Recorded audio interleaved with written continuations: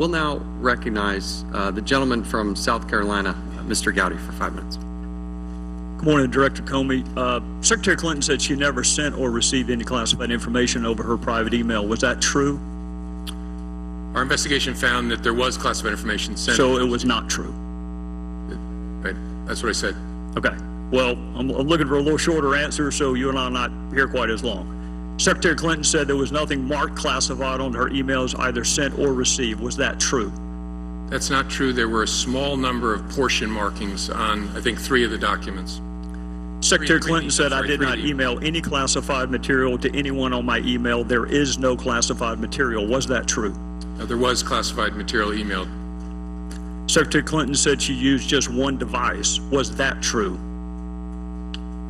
She used multiple devices during the 4 years of her term as Secretary of State. Secretary Clinton said all work-related emails were returned to the State Department. Was that true? No, we found work-related emails, thousands, that were not returned. Secretary Clinton said neither she nor anyone else deleted work-related emails from her personal account. Was that true? That's a harder one to answer. We found traces of work-related emails on devices or in Slack space, whether they were deleted or whether when a server was changed out, something happened to them. There's no doubt that there were work-related emails that were removed electronically from the email system. Secretary Clinton said her lawyers read every one of the emails and were overly inclusive. Did her lawyers read the email content individually? No. Well, in the interest of time, and because I have a plane to catch tomorrow afternoon, I'm not going to go through any more of the false statements, but I am going to ask you to put on your old hat. False exculpatory statements, they are used for what? Well, either for a substantive prosecution or for evidence of intent in a criminal prosecution. Exactly. Intent and consciousness of guilt, right? Is that right? Right. Consciousness of guilt and intent.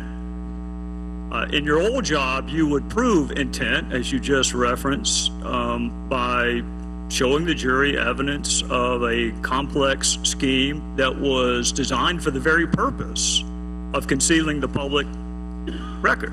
And you would be arguing, in addition to concealment, the destruction that you and I just talked about, or certainly the failure to preserve. You would argue all of that under the heading of intent. You would also be arguing the pervasiveness of the scheme, when it started, when it ended, and the number of emails, whether they were originally classified or up-classified.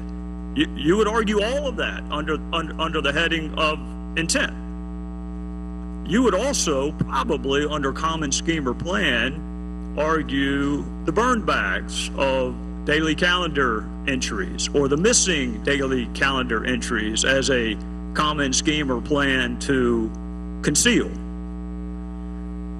2 days ago, Director, you said a reasonable person in her position should have known a private email was no place to send and receive classified information.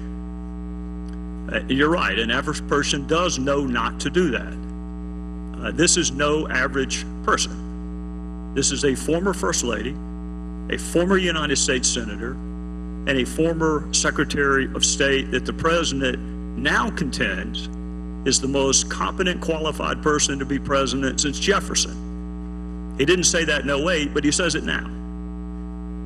She affirmatively rejected efforts to give her a state.gov account. She kept these private emails for almost 2 years and only turned them over to Congress because we found out she had a private email account.